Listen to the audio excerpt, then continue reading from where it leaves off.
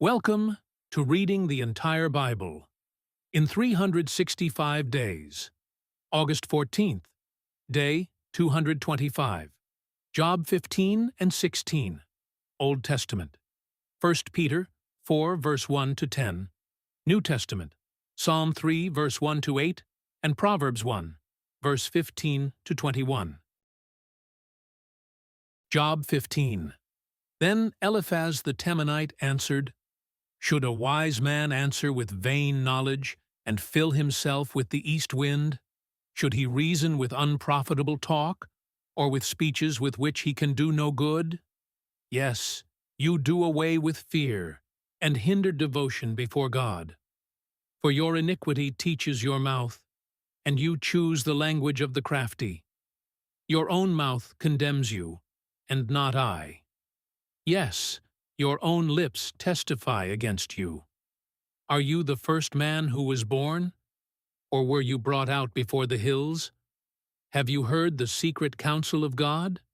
Do you limit wisdom to yourself? What do you know that we don't know? What do you understand, which is not in us?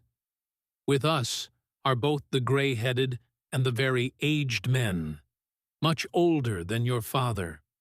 Are the consolations of God too small for you, even the word that is gentle toward you?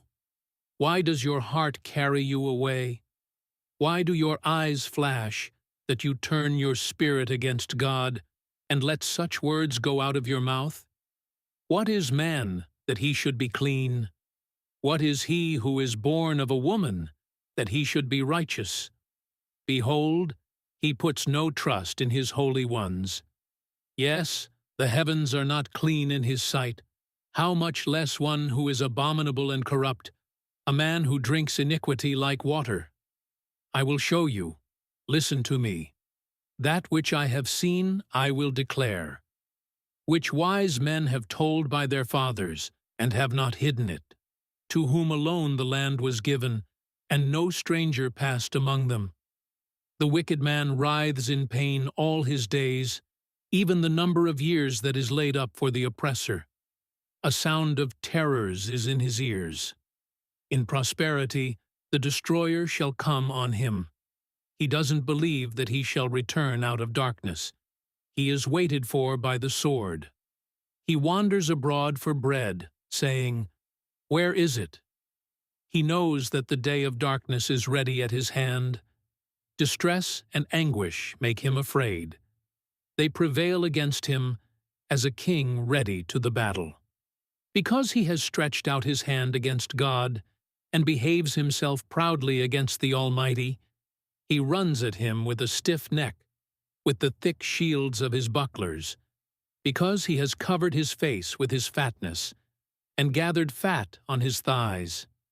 He has lived in desolate cities, in houses which no one inhabited, which were ready to become heaps. He will not be rich, neither will his substance continue, neither will their possessions be extended on the earth. He will not depart out of darkness. The flame will dry up his branches. By the breath of God's mouth will he go away. Let him not trust in emptiness, deceiving himself, for emptiness will be his reward. It will be accomplished before his time. His branch will not be green. He will shake off his unripe grape as the vine, and will cast off his flower as the olive tree. For the company of the godless will be barren, and fire will consume the tents of bribery. They conceive mischief, and produce iniquity. Their heart prepares deceit. Job 16. Then Job answered, I have heard many such things. You are all miserable comforters. Shall vain words have an end? Or what provokes you that you answer? I also could speak as you do. If your soul were in my soul's place, I could join words together against you and shake my head at you. But I would strengthen you with my mouth. The solace of my lips would relieve you. Though I speak, my grief is not subsided. Though I forbear, what am I eased? But now, God, You have surely worn me out. You have made all my company desolate. You have shriveled me up. This is a witness against me. My leanness rises up against me. It testifies to my face. He has torn me in his wrath and persecuted me. He has gnashed on me with his teeth. My adversary sharpens his eyes on me. They have gaped on me with their mouth. They have struck me on the cheek reproachfully. They gather themselves together against me. God delivers me to the ungodly and casts me into the hands of the wicked. I was at ease, and he broke me apart. Yes, he has taken me by the neck and dashed me to pieces. He has also set me up for his target. His archers surround me. He splits my kidneys apart and does not spare. He pours out my gall on the ground. He breaks me with breach on breach. He runs at me like a giant. I have sewed sackcloth on my skin and have thrust my horn in the dust. My face is red with weeping. Deep darkness is on my eyelids, although there is no violence in my hands, and my prayer is pure. Earth, don't cover my blood. Let my cry have no place to rest. Even now, behold, my witness is in heaven. He who vouches for me is on high. My friends scoff at me. My eyes pour out tears to God, that he would maintain the right of a man with God, of a son of man with his neighbor. For when a few years have come, I shall go the way from which I shall not return. 1 Peter 4:1-10. Therefore, since Christ suffered for us in the flesh, arm yourselves also with the same mind. For he who has suffered in the flesh has ceased from sin, that you no longer should live the rest of your time in the flesh for the lusts of men, but for the will of God. For we have spent enough of our past time in doing the desire of the Gentiles, and having walked in lusts, drunkenness, orgies, carousings, and abominable idolatries. They think it is strange that you don't run with them into the same excess of riot, blaspheming. They will give account to him who is ready to judge the living and the dead. For to this end the good news was preached even to the dead, that they might be judged indeed as men in the flesh, but live as to God in the Spirit. But the end of all things is near. Therefore be of sound mind, self-controlled, and sober in prayer. And above all things be earnest in your love among yourselves, for love covers a multitude of sins. Be hospitable to one another without grumbling. As each has received a gift, employ it in serving one another, as good stewards of the manifold grace of God. Psalm 3:1-8. God, how my adversaries have increased! Many are those who rise up against me. Many there are who say of my soul, there is no help for him in God. But you, God, are a shield around me, my glory, and the one who lifts up my head. I cry to God with my voice, and he answers me out of his holy hill. I laid myself down and slept. I awakened, for God sustains me. I will not be afraid of tens of thousands of people who have set themselves against me on every side. Arise, God, save me, my God, for you have struck all of my enemies on the cheekbone. You have broken the teeth of the wicked. Salvation belongs to Yahweh. Your blessing be on your people. Proverbs 1:15-21. My son, don't walk on the path with them. Keep your foot from their path, for their feet run to evil. They hurry to shed blood. For the net is spread in vain in the sight of any bird, but these lay in wait for their own blood. They lurk secretly for their own lives. So are the ways of everyone who is greedy for gain. It takes away the life of its owners. Wisdom calls aloud in the street. She utters her voice in the public squares. She calls at the head of noisy places. At the entrance of the city gates, she speaks her words. This is where we end our reading today. God bless you for reading the Bible with us. See you tomorrow.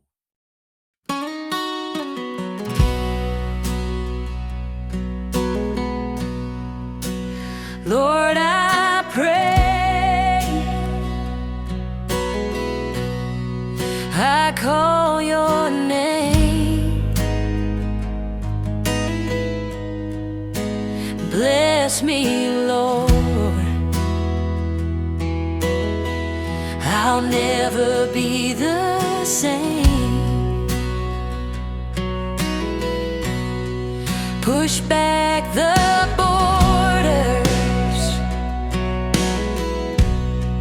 break every chain. Let your hand guide me in Jesus' name. Enlarge my coast, Lord, enlarge my coast. Let your blessings pour. Let your spirit flow. Stretch my tent wide. Let my faith grow. Enlarge my